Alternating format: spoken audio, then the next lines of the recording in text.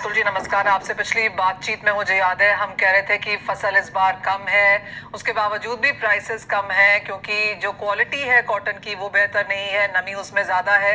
और अब जो लेटेस्ट खबरें आई हैं उसके हिसाब से हम जानते हैं कि सीसीआई भी कॉटन यहाँ पर नहीं खरीद रहा है। आपने उन्हें एक चिट्ठी भी लिखी है। क्या है डिटेल्स, क्या है मौजूदा हाल और आगे जाकर आपको क्या लगता है किस तरह के प्राइसेस और डिमांड अब रह सकते हैं?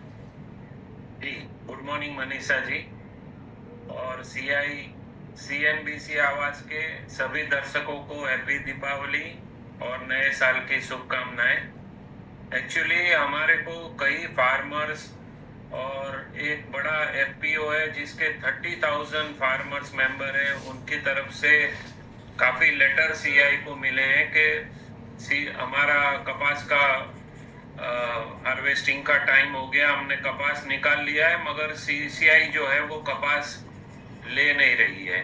तो ये सब लेटर आने से हमने भी काफी उसमें तहकीकात किया तो देखा कि फार्मर्स जो है वो कपास 3,000 से लेके 6,000 रुपये में कपास बेच रहा है।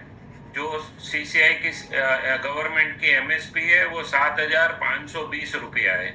तो उससे बहुत कम रेट में फार्मर कपास बेच रहा है क्योंकि सीसीआई माल ले नहीं रहा है। और सीसीआई बोलता है कि हमारा जो मॉइस्चर कंडीशन है वो 12% है। एक्चुअली फार्मर का फॉल्ट नहीं है, भगवान ने लास्ट 15 दिन में इतना बारिश डाल दिया अनटाइमली कि उससे कपास में मॉइस्चर बढ़ गया है जो नेचुरल है। तो इसमें फार्मर का कोई गुनाह नहीं है। तो हमने हमारे जो माननीय टेक्सटाइल मिनिस्टर सर है गिरिराज सिंह जी को, उनको लेटर लिख के एक रिक्वेस्ट किया है कि सीसीआई के जो रूल है उसमें थोड़ी ढील दी जाए क्योंकि ये कुदरत का खौफ है। तो अतुल जी क्या पहले भी इस तरह की ढील दी गई है? क्या इसका कोई प्रेसिडेंट है? और जैसे आपने कहा कि एज ऑफ नाउ सरकार यहाँ पर नहीं खरीद रही है, कब कब तक सरकार को यहाँ पर खरीदारी शुरू कर देनी चाहिए? कब तक किसान इसे होल्ड करेंगे? जी देखिए, किसान क्या है कि ये गीला कपास है वो होल्ड नहीं कर सकते हैं, उनके घर में नहीं रख सकते हैं, उनको ये माल बेचना पड़ेगा। और अगर ऐसे ही 3,000 5,000 रुपये में अगर कपास बेचेगा तो उसको जो उसकी लागत है वो भी नहीं मिलने वाली है। पहले ही किसान बहुत परेशान है कपास की खेती से।